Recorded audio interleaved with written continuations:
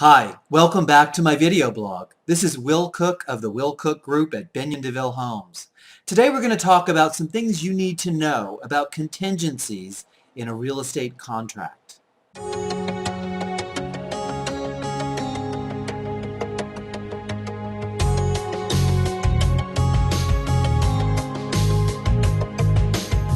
Today we're going to talk about some things that you need to know about contingencies in a real estate contract. But before we get started, I'd like to bring your attention to a couple of buttons on the video blog. If you're a buyer, click Search All Homes and we'll send you a list of homes based on the criteria you select. If you're a seller, click Home Values or Market Snapshot and we'll send you a list of homes that are for sale or have sold recently in your specific area, which will give you a good idea of property values. Now back to our topic. The types of contingencies that you see in a real estate contract can be categorized into three groups. One, property inspection contingencies, appraisal and loan contingencies, sale of the buyer's property contingency. Let's first talk about property inspection contingencies. The property inspection contingency consists of the home inspection, a pool inspection if there's a pool at the property, and a pest inspection. Typically in a contract you have a specific due diligence period. In California that period is 17 days to do all of your due diligence on the property, and that includes doing all of your inspections. This is a get out of jail free card time period for which if you find anything wrong with the property or that you don't like about the property, you have an opportunity to get out of the contract. During the home inspection, the home inspector will thoroughly look at the house and test all of its systems. If there's anything that's found in the home inspection or the pool inspection, or for that matter, the pest inspection, which would include termites or any other wood-destroying organisms, you have an opportunity to then go back to the seller and ask for those items to be repaired, or ask for a credit in lieu of repairs, or a combination of both. This becomes an additional negotiation that happens with the seller, for which the seller can agree to do everything or nothing or some combination of the two.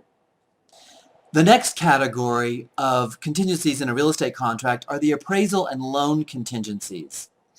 The lender orders an appraisal on the property to verify the value of the property is the same or higher than what is in the purchase contract.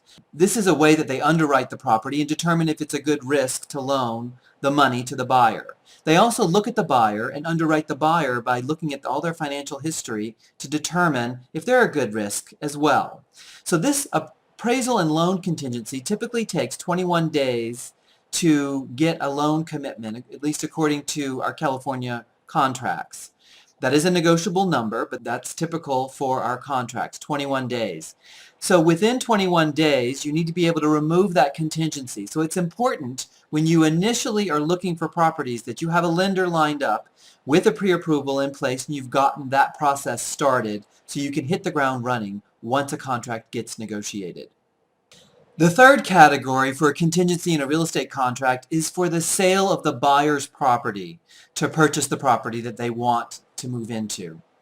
It's not that common that a seller is going to take their home off the market for a buyer who may not have even listed their house yet if they're going to make the contract contingent upon selling their home.